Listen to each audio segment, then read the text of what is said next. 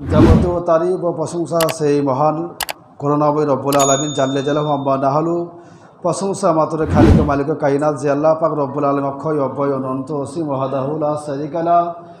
যে আল্লাহ পাক রব্বুল আলমিনের গুণবাচক নাম রহমান, হান্নান, মান্নান, দাইয়ান, যে বিশ্ব নবী মুস্তাফার উপরে নাজিল করেছেন পবিত্র গ্রন্থ 23 পারা কোরআন। আর যে আল্লাহ পাক রব্বুল আলমিন সাতব আসমানকে বিনা খুঁটি খাম্বার মধ্যে প্রেরণ করেছেন, জমিনকে বেছানার মতো বিছিয়ে দিয়েছেন। হয়ে যাও শব্দের দ্বারা মধ্যে সারা জগৎটাকে সৃষ্টি করেছেন। ফায়াকুন ধ্বংসের শব্দের দ্বারা মধ্যে সারা জগৎটাকে তিলে তিলে ধ্বংস করিবেন। লাকাদা কারামনা বানি আদম বলে উম্মতে মোহাম্মদী করে প্রেরণ করেছেন। 18,000 মখলুকাদের মধ্যে সর্বশ্রেষ্ঠ করেছেন। আজকে পবিত্র জুম্মার দিনে সকলকে নামাজ পড়তে আসার তৌফিক দান করেছেন। তো সেই মহান আল্লাহ পাক রব্বুল আলমিনের জন্য শুকরিয়া আদায় করি। সকলে মিলে একই বাক্যে বলি আলহামদুলিল্লাহ।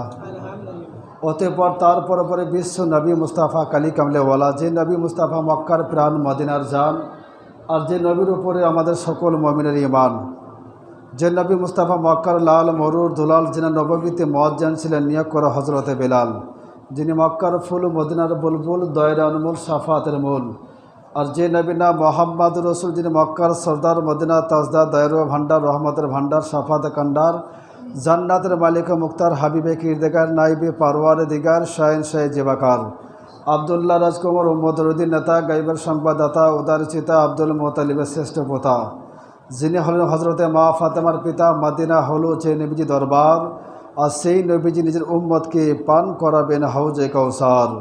আর যে নবীজির বদনের পানি আর হজরতে আলীকে করে দিলেন জ্ঞানী, যে নবী শামসুদোহা, বদরুদ্দোজা, সদর ওয়ারা, নুল হুদা, কাফর ওয়ারা, মিসবাহ জুলাম, জাম ও শ্যাম, সাফ আলিবাব, সাহিব জৌদকরা, মল্লিক ও হাল্লি হারাম, মাক্কি সরদার, মদিনা তসদার, সৈয়দুল মুরসালিন, খাতাবুন নবীন, আনিসুল গালিবিন, রহমত আলী আলামিন, নবী মুস্তাফাকে আলিমে মায়াকুনা ও মায়াকুনার খবরদাতা, জিন্দা নবী, হায়াতুন নবী, দয়ার নবী, প্রেমের ছবি মনে করে গম্বাদে খাজরার প্রতি হাজির ও নাজির মেনে বুঝে উচ্চ স্বরে ভক্তি ভরে প্রাণ খুলি সুমধুর কণ্ঠে সকলে মিলে বলো আল্লাহুম্মা আমিন। আলা হজরত আজিমুল বরকাত মুজাদ্দিদে দিন মিলাদ ইশকে मोहब्बत अली रहमा बोलें, और कोई गायब किया तुमसे निहा हो भला, और कोई गायब किया तुमसे निहा हो भला, जब ना खुदा तू ही छुपा, जब ना खुदा तू ही छुपा, तुम पे करो दरूद बोलूं सुबहान अल्लाह। बिरादर मौजूद समाईने कराम, आज जुमार दिन খুব গুরুত্বপূর্ণ দিন, খুব ফজিলতম দিন। আল্লাহ পাক রব্বুল আলামিন কোরআন বলে, ওমা আরসালনাকা ইল্লা রাহমাতাল লিল আলামিন। বিশ্ব নবী মুস্তাফা ধরাধামের মধ্যে এই মাসের মধ্যে এসেছেন 12 রবিউল আউয়ালের মধ্যে। তো দয়ার নবী মুস্তাফা সাল্লাল্লাহু তাআলা আলাইহি সাল্লাতু তাসলিম, উনি যখন মা আমিনার ঘরের মধ্যে এসেছিলেন, তো এই কাহিনী, এই ঘটনা, এই ওয়াকিয়া অনেক ব্যক্তির হয়তো প্রায় শোনা আছে মনে হয়। তো বিশ্ব নবী মুস্তাফা সাল্লাল্লাহু তাআলা আলাইহি সাল্লাতু তাসলিম মা আমিনার ঘরের মধ্যে আসার পূর্বে থেকে নিয়ে, মানে আল্লাহ পাক রব্বুল আলামিনের ফারিস্তা, হুর, গলেমান, জান্নাতি মহিলারা, তেনারা সকলেই বিবি মা আমিনার বাড়ির মধ্যে হাজির হয়েছিলেন। আর বিশ্ব নবী মুস্তাফা সাল্লাল্লাহু তাআলা আলাইহি সাল্লাতু তাসলিম যখন মা আমিনার গর্ভে থেকে দুনিয়ার মধ্যে জন্মগ্রহণ করেছেন, বিবি সুফিয়া হযরতে নবী মুস্তাফার ফুফি বলেন যে এই মোহাম্মদ যখন দুনিয়ার মধ্যে আগমন হয়, এই মোহাম্মদের মধ্যে 6টি জিনিস আমি দেখতে পেয়েছি।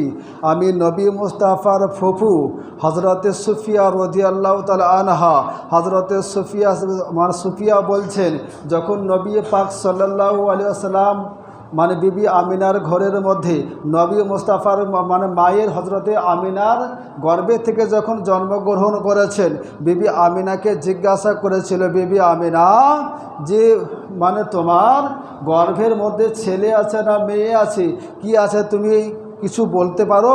বা তুমি কিছু অনুভব করতে পেরেছো?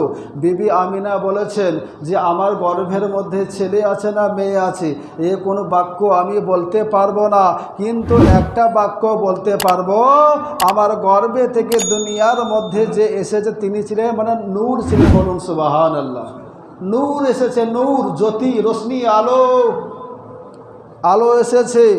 বিবি সুফিয়া রাদিয়াল্লাহু তাআলা আনহা তিনি বলছেন আমি সাক্ষী, নবী মুস্তাফা যখন মোহাম্মদ দুনিয়ার মধ্যে আগমন হয়েছে তো আমরা মনে করছি যে মোহাম্মদের গায়ে যেমন অনেকের বাড়ির মধ্যে ছেলে মেয়ে হয় তো আমরা গোসল করার চেষ্টা করি, গোসল করে দিই, হাতে নখ কাটি, সমস্ত কিছু করি। তো এ সমস্ত করতে যাচ্ছে বিবি সুফিয়া। তো বিবি সুফিয়াকে বলছে খবরদার, এ মোহাম্মদ নবী মুস্তাফাকে তোমরা গোসল দিও না, আর তোমরা কেউ কোনো রকমের জামা কাপড় পরিধান করিও না। বিবি সুফিয়া হঠাৎ অবাক, কারণ তাহলে তো মোহাম্মদকে গোসল করাবে কে? তো বলছি আল্লাহ পাক রব্বুল আলামিনের হুর এবং গালিমান তারা অপেক্ষা করছে। হঠাৎ করে বিবি আমিনার কোলের মধ্যে মোহাম্মদ নবী মুস্তাফা আছেন, শিশু মাসুম বাচ্চা, সেই মাসুম বাচ্চাকে কিছু ফারিস্তারা তারা উঠিয়ে নিয়ে চলে গেল। বলুন সুবহানাল্লাহ। আর তারা তেনাকে গোসল করিয়ে জান্নাতি পোশাক পরিয়ে দিয়ে আবার বিবি মা আমিনার বাড়ির মধ্যে দিয়ে গেছে। বলুন সুবহানাল্লাহ। তো সেই নবী রহমাত লিল আলামিনের যদি গোসল করাতো মানে তেনার ফুপু, তাহলে আজকে সারা দেশের লোক বলতে যে মোহাম্মদ তো আমাদের মতনই ছিল। তো এই কথা বললে পরে সে ব্যক্তি গোমরা হবে, কাফের হবে, এই কথা কোনো সময়ই বলাই যাবে না।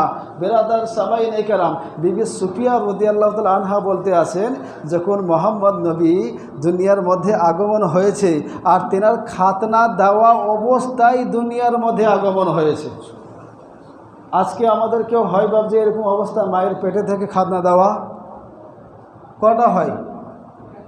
তো রহমাত লিল আলামিনের জন্য তিনার ফুপু বলতে আছে খাতনা দেওয়া অবস্থায় আর কপালের মধ্যে মোহরের নবুয়াত মারা ছিল নবী মুস্তাফার জন্য। বলুন সুবহানাল্লাহ। আর তিনি লাড়ি কাটা অবস্থায় মায়ের পেটে থেকে দুনিয়া থেকে জন্মগ্রহণ করেছেন। তো বিবি সুফিয়া মানে তিনার ফুপু তিনি সমস্ত ঘটনাগুলো খুলে বলতে আছেন। আর তিনাকে খুব সুন্দর করে মানে জান্নাতের পোশাক পরিয়ে দিয়ে আল্লাহ পাক রব্বুল আলামিনের ফারিস্তারা তেনাকে হাজির করলেন। আর হাজির করার পরে বিশ্বনবী পাক সাল্লাল্লাহু আলাইহি সাল্লামকে মানে সকল ব্যক্তিরা মানে কি করেছিলেন, কিতাবের মধ্যে বলা হয়েছে যে তায়েব থেকে মক্কা শহরে 50 কিলোমিটার দূরের রাস্তা, সেইখান থেকে দাইয়া বিবি আমিনা কাঁদছে, আল্লাহ যে আমার তো মোহাম্মদ এতিম বলে কোনো মানে দাইয়ারা কেউ কোনো বাচ্চাকে নেয় না, কি করছে সবাইকে নিয়েছে। আর আমার কিতাবের মধ্যে বলেছেন জোকে খিতাবাতের মধ্যে 70, 71, 72 পৃষ্ঠার মধ্যে বলা হয়েছে যে বিবি হালিমাতু সাদিয়া রাদিয়াল্লাহু তাআলা আনহার সঙ্গে 200 জন মহিলারা আর তেনার তাইফ থেকে নিয়ে মক্কা শহরে এসেছিলেন মানে দাইয়ার জন্য। তখনকার জামানার মধ্যে সৌদি আরবের মধ্যে কি করতো, সন্তান বা কোনো ছেলে মেয়েদেরকে লালিত পালিত করে দিত। আর লালিত পালিত করে দেওয়ার পূর্বে কিছু তারা টাকা পয়সা বা কোনো কিছু দেওয়ার রেওয়াজ ছিল তখনকার জামানার, তখনকার সময়ের মধ্যে। হজরতে হালিমাতু সাদিয়ার উটনি, তিনি কিন্তু উটনির মধ্যে হজরতে আবদুল্লাহকে নিয়েছে, হজরতে হালিমাতু সাদিয়ার ছেলেকে, আর ওনার সঙ্গে আছে ওনার স্বামী হজরতে হারিস। এই রকম করে তিনারা 50 কিলোমিটার দূরের রাস্তা থেকে নিয়ে 300 কিলোমিটার দূরের রাস্তা, ওখান থেকে তাইফ থেকে নিয়ে আবার মক্কাতে আসতে হবে। তো সেইখান থেকে তিনারা যখন উটনির মধ্যে আসছেন, কিতাবের মধ্যে বলছেন যে হজরতে হালিমাতু সাদিয়া রাদিয়াল্লাহু তাআলা আনহা উনি ওনার উটনিটাই এত মানে ছিলেন কমজোর, এত গায়ের মধ্যে কোনো রকমের ক্ষমতা বল ছিলেন না। সবাই কি করে হালিমাতু সাদিয়াকে ওভারটেক করে চলে যায়, সবাই হালিমাতু সাদিয়াকে পার করে দিয়ে চলে যায়। বিবি হালিমাতু সাদিয়া বলে, ও বহিন তোমরা একটুকু আমাকে সঙ্গে নাও না, একসঙ্গে মক্কার মধ্যে যাব, একসঙ্গেই আমরা তো একসঙ্গেই বেরিয়েছি, তাহলে এক সঙ্গের মধ্যে মক্কার মধ্যে আমরা পৌঁছাবো, এক সময়ের মধ্যে আমরা মক্কার মধ্যে রওনা হব। তখন সেই সমস্ত দাইয়ারা বলতে আছে যে বিবি হালিমা তো সাদিয়া, তুমি শোনো যে তোমার সঙ্গে তোমার সাথে, তুমি তো গরিব মানুষ এবং কি তোমার তো কোনো কিছুই নাই, তাহলে পরে তোমার সাথে কেন আমরা যাব? তাই আমরা কোনো সময়ের মধ্যে তোমার সাথে যেতে পারি না। তাকে কি করলো? হালিমা তো সাদিয়াকে ইনকার করলো, হালিমা তো সাদিয়াকে তাকে ছোট করলো, হালিমা তো সাদিয়াকে অপমানিত করলো। হালিমা তো সাদিয়া কি করলেন? ঝরঝর করে চোখের পানি, মানে পানি পড়তে আসে, আর চোখের পানিটাকে তিনি মুছে নিলেন। আল্লাহ পাক রব্বুল আলামিনের কাছে আরজ করছে, খোদা আল্লাহ পাক রব্বুল আলামিন, আমি যে উদ্দেশ্যের মধ্যে যাচ্ছি সেই উদ্দেশ্যটা যে আমার জন্য পূর্ণ হয়, জোরে বলুন সুবহানাল্লাহ। হযরতে হালিমা তো সাদিয়া রাদিয়াল্লাহু তাআলা আনহা মক্কার মধ্যে পৌঁছাছেন। পৌঁছানোর পরও দেখতে পাচ্ছেন মক্কাতে সমস্ত বাচ্চা নাই, মানে সকল বাচ্চা বন্টন হয়ে গেছে, একটা বাচ্চা মোহাম্মদ ছাড়া, জোরে বলুন সুবহানাল্লাহ। বিবি আমিনা বলে, আমার বাড়িতে সকল দাইয়া আছে, আর সবাই কি করে, আর এদিকে খবর পাই যে মোহাম্মদের পিতা নাই, এতিম। কোনো দাইয়া কেউ নিতে চায় না, যে একে নিলে আমরা কি টাকা পয়সা পাবো, কি অর্থ প্রাচুর্য পাবো, কি আমরা পাবো? আমরা তো গরিবই মানুষ, আমাদের তো নিজেরই সংসার চলে না। তারা এই রকম করে ছোট মনে করে মোহাম্মদকে কেউ নিতে চায় না। আমার আল্লাহ পাক রব্বুল আলামিন বলে যে এ মোহাম্মদ, এ বিবি আমিনা, তুমি কান্না করিও না। এই যে সমস্ত এসেছে তোমার মোহাম্মদের দাইয়া হওয়ার জন্য, এর মানে এদেরকে দাইয়া হওয়ার উপযুক্ত আমি আল্লাহ পাক রব্বুল আলামিন করিনি। তোমার দাইয়া হওয়ার জন্য বিবি হালিমা তো সাদিয়াকে পাঠানো হবে, বলুন সুবহানাল্লাহ। হযরতে হালিমা তো সাদিয়া মক্কা শহর ঘুরে নিয়েছেন, সমস্ত মক্কা শরীফকে অলিতে গলিতে ঘুরে ঘুরে তিনি কি করলেন? কাবা শরীফের কাছে চলে আসলেন। আর কাবাতে চলে এসে তিনি বলছেন, আল্লাহ গো, আমি একটা কাজ করি। ওনার স্বামী হারিসকে বলছে, আমার স্বামী আপনার পদতলে আমার জান্নাত স্বামী, আপনি একটু দাঁড়ান, আমি কি করি কাবা ঘরের মধ্যে তওয়াফ করে আসি, আর আল্লাহর কাছে একটু দোয়া করে আসি। আমি যখন এসেছি তখন তো আমি খালি হাতের মধ্যে ফিরে যাব না। তিনি কাবা শরীফের মধ্যে চলে গেলেন, আর চলে গিয়ে আল্লাহ পাক রব্বুল আলামিনের কাছে দোয়া করছেন, খোদা আল্লাহ পাক রব্বুল আলামিন, আমরা তো তায়েব থেকে নিয়ে কত কষ্ট করে এসেছিলাম একটা বাচ্চাকে পাওয়ার জন্য, তাকে লালিত পালিত করার জন্য এসেছিলাম। তো সারা মক্কা দেখলাম, সমস্ত মক্কার মধ্যে অলিতে গলিতে ঘুরে ঘুরে একটাও বাচ্চা পেলাম না। কিতাবের মধ্যে বলেছেন, যোগে খিতাবাতের মধ্যে 76-77 পৃষ্ঠার মধ্যে বলা হয়েছে, হযরতে আব্দুল মুত্তালিব রাদিয়াল্লাহু তাআলা আনহু, তেনার মাথার চুলগুলো কি আছে? পাকা পাকা হয়ে আছে, সাদা হয়ে আছে, সাদা লেবাস পরে আছে, সাদা পাগড়ি বেঁধে আছে। হযরতে হালিমা তো সাদিয়ার মাথার মধ্যে এসে হাত দিচ্ছেন। হযরতে হালিমা তো সাদিয়া বলতে, কে গো হুজুর, আপনি কে?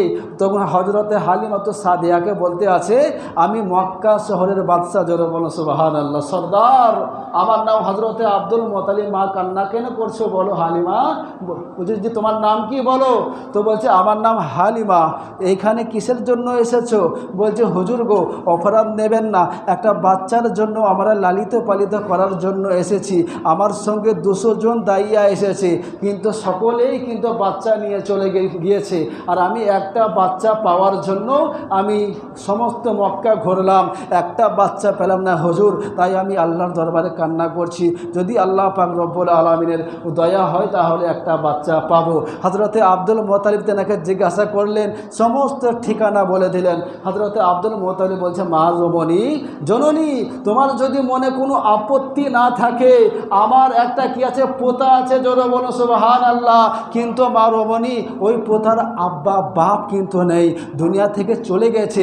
যখন শিশু নবীর 6 মাস বয়স, ওই 6 মাসে বয়সের তখন তেনার আব্বা ইন্তিকাল করে গেছে। মা তুমি যদি চাও তো তাহলে পারে আমার ওই বাচ্চাকে আমার প্রধাকে তুমি নিয়ে যেতে পারো। হযরতে হালিমাতুস সাদিয়া বলে, হুজুর গো অপরাধ নেবেন না, আপনার ঠিকানা সমস্ত কিছু বলে দিন, তারপরে আমি কি করব।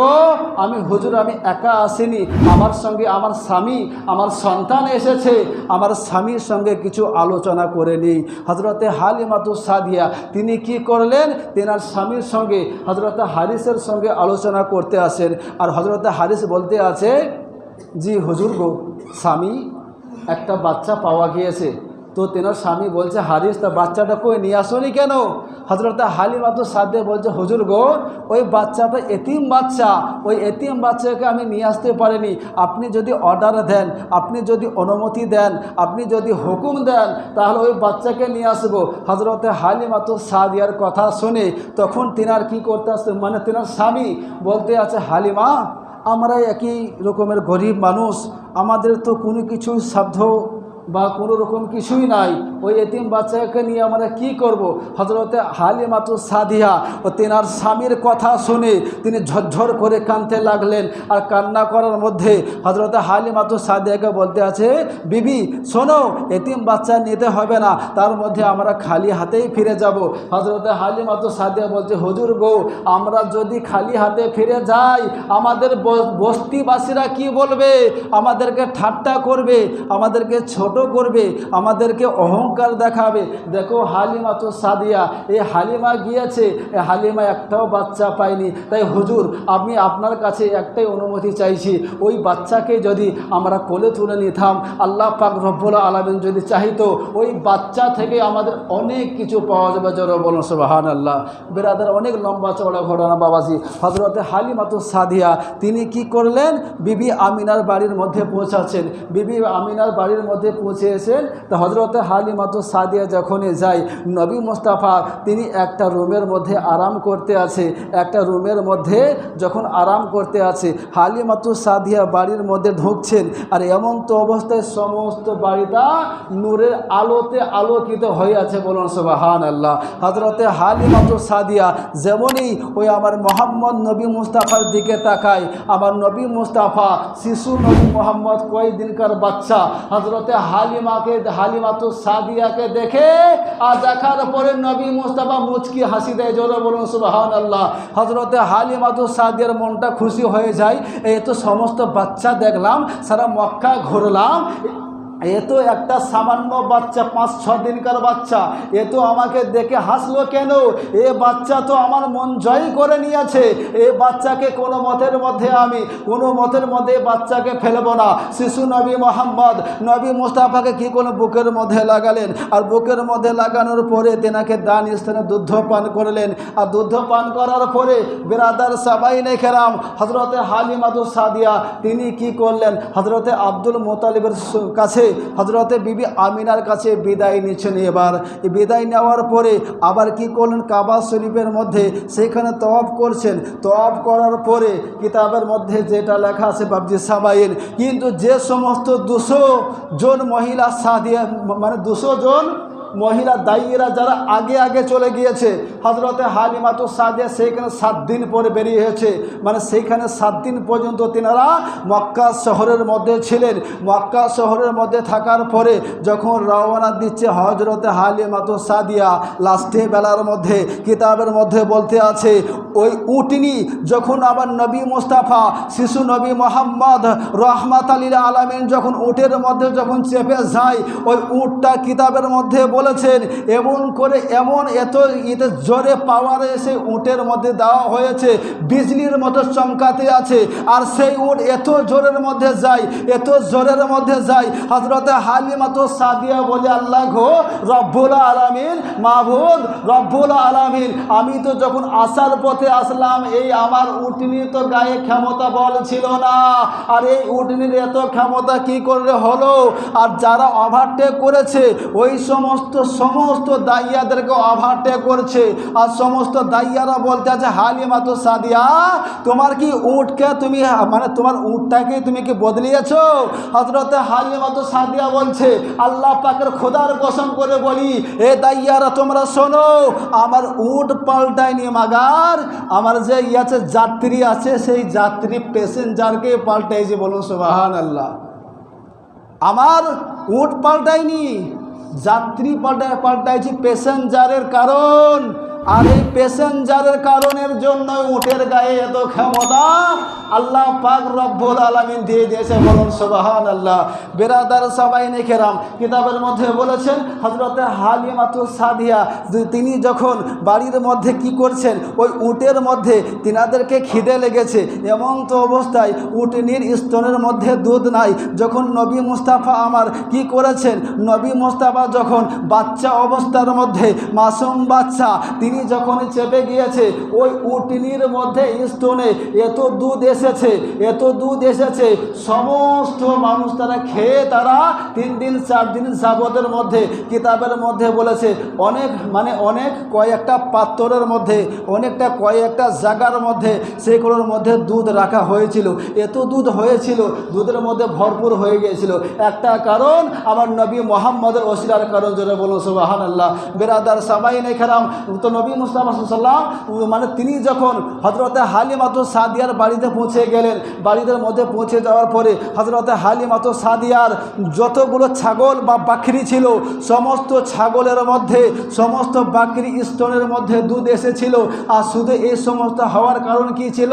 আমার নবী মুস্তাফার ওসিলার কারণ, জোরে বলুন সুবহানাল্লাহ। বেরাদার সামাইনে কেরাম, আর বেরাদার সামাইনে কেরাম, টাইম খুব সংক্ষিপ্ত সময়। আল্লাহ পাক রব্বুল আলামিন বলেন, আমার সাল্লাকা ইল্লা রাহমাতাল লিল আলামিন, হে আমার হাবিব, হে আমার জানের বাদশা, হে আমার নবী মুস্তাফা, আমি আপনাকে সৃষ্টি করতাম না মাগার অর্থাৎ ইল্লা, আপনাকে সারা জাহানের জন্য, সারা জগতের জন্য আমি আপনাকে রাহমাতাল লিল আলামিন করে প্রেরণ করেছি। জোরে বলুন সুবহানাল্লাহ। ওয়া আখির দাওয়ানা আলহামদুলিল্লাহি রাব্বিল আলামিন।